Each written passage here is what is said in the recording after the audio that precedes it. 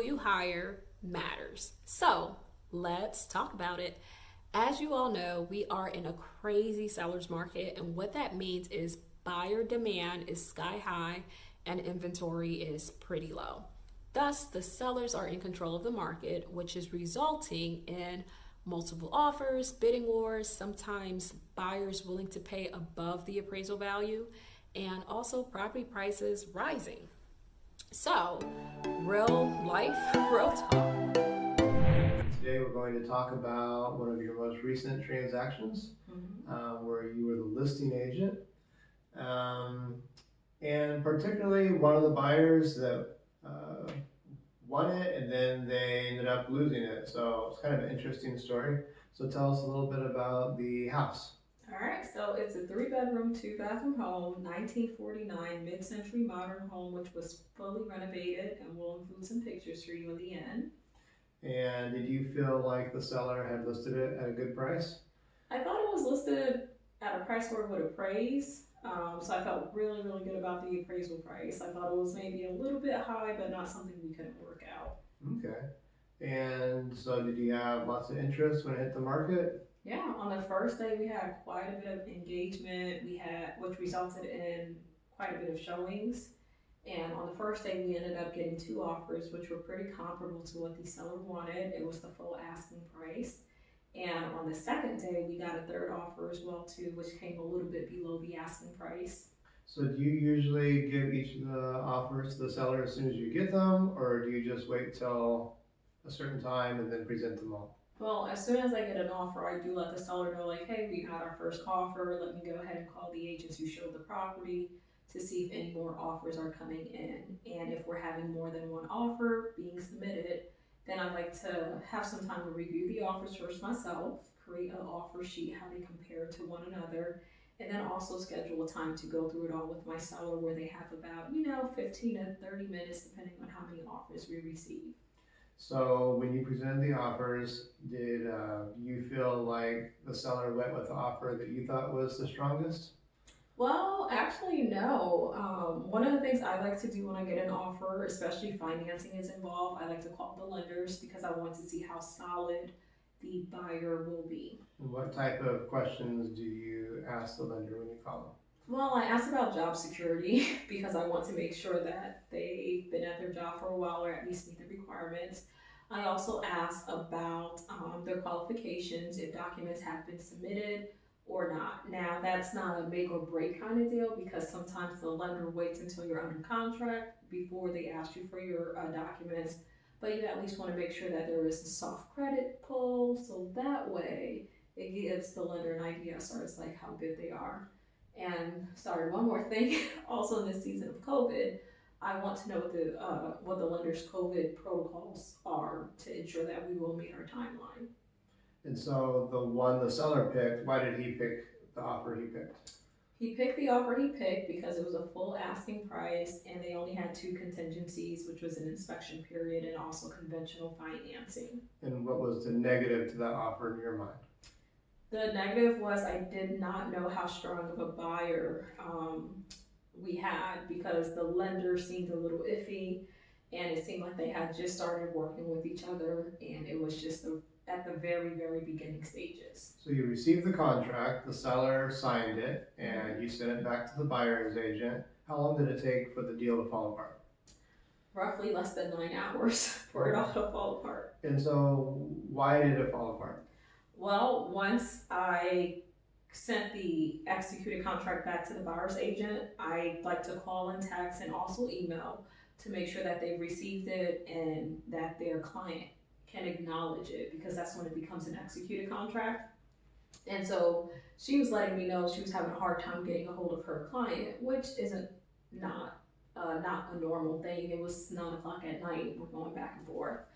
And so I told her, no worries, just text me and let me know right away. And so about 10:25, I was already asleep. I woke up to a text message saying that she presented to the buyer. The buyer was super thrilled. However, now they wanted to renegotiate the terms of their accepted offer. And how did they want to renegotiate, or what terms did they want to change? Well, they wanted to change the purchase price. They wanted to increase the purchase That price. sounds good. Yeah, by about $5,000 or $10,000, and also asked for a seller concession of about $5,000 or $10,000, thinking that it would balance it out. But you're dealing with financing, and they wanted to have closing costs covered as well too. And so, one, we have to make sure the property will appraise for it, and two, you're changing the terms to something we did not agree on. So it sounds like your initial fear that the buyer wasn't real solid financially, that was sort of the case. Well, the buyer could have been more solid. However, the way it was communicated to me, it just seemed like it would have crumbled.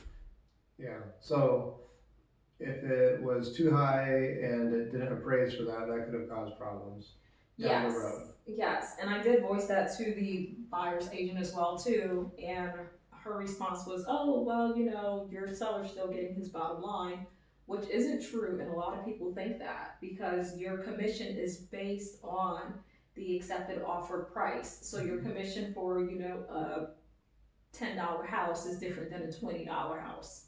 That makes sense. So the next day, what actually led it to fall apart? I mean, just weren't able to come to terms, or did the seller not want to go with that? No, there was no communication. Well, there were communication back and forth with text messaging, but I felt like we needed to have a phone conversation because I really wanted to understand what happened within a matter of hours and why this wasn't addressed in the beginning. And also if it was something where they actually needed the closing costs or if it was just more of like a want. Because then it changes things, So you couldn't get her buyer's agent on the phone? No, I couldn't get her on the phone. I have like lengthy paragraph text messages and I'm just like, please give me a call. And it's like, oh, I'm in a meeting from 9 o'clock in the morning. It'll be over within an hour. Hour passes by, no answer. And then it's 4 p.m. and I'm still messaging and not getting a response. Was in the messages, was she giving you all the information you needed? No, not really. It was just like, oh, we're trying to get a hold of the lender, but we're not able to get a hold of the lender, which to me was like, red flag right away. Because it's like your lender is a crucial part in you obtaining financing to close on your home.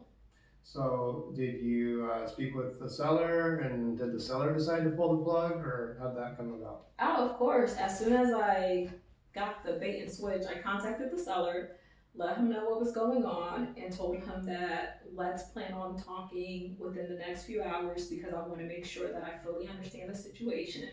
And I also want to call the other two people who submitted an offer, make sure they're still interested, make sure that they are ready to move forward, and also contact the agents who had shown the house as well too to see if their clients were interested in submitting an offer. I wanted to have a game plan for my client as opposed to just going with issues and problems. I wanted to deliver solutions. Okay, so how'd that conversation go with the seller?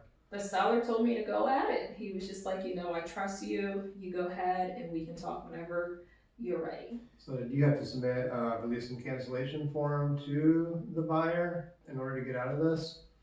Well, the seller cannot unilaterally cancel the transaction, so I did ask the buyer's agent to prepare the release and cancellation and for her to have her client sign it, and then my client would sign it. Because it's just, protocol. Some people like, oh, it doesn't matter who it comes from. Did the buyer have a lot of pushback? Like, he really wanted this house, I'm guessing. Was he able to release that quickly?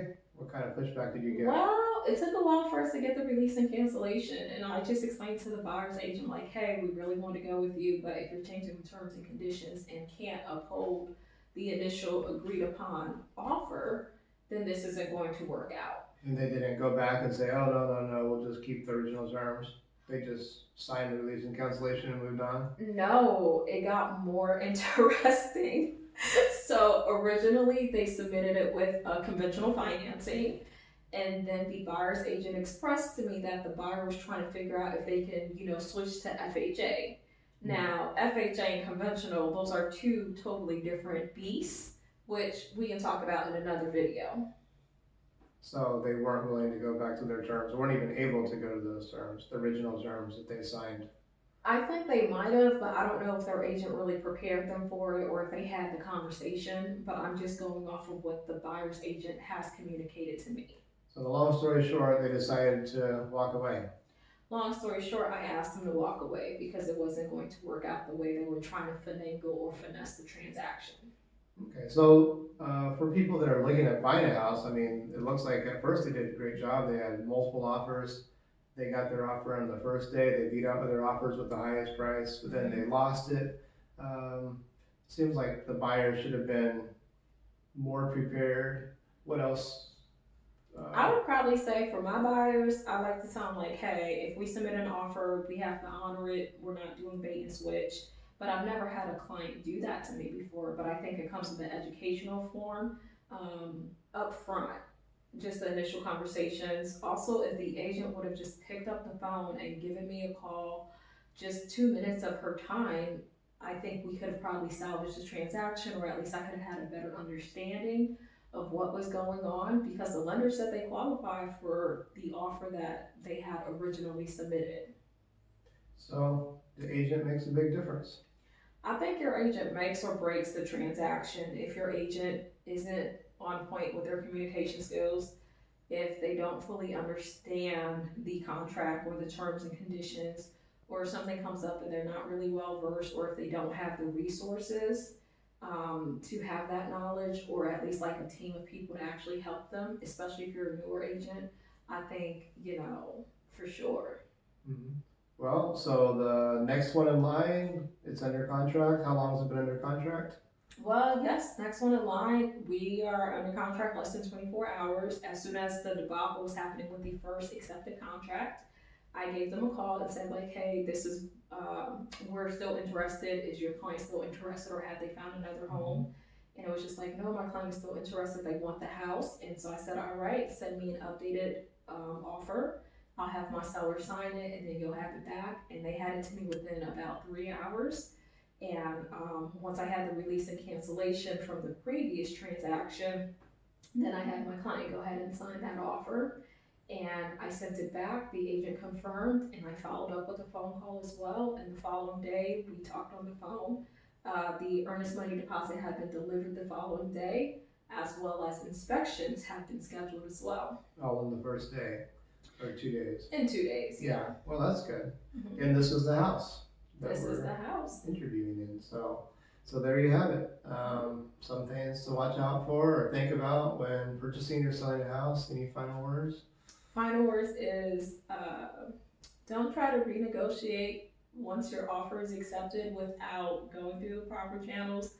It makes it seem like it's a bait and switch. Number 2, be prepared, especially in this market. It's a hot seller's market, and if you beat out multiple offers, just be prepared to execute.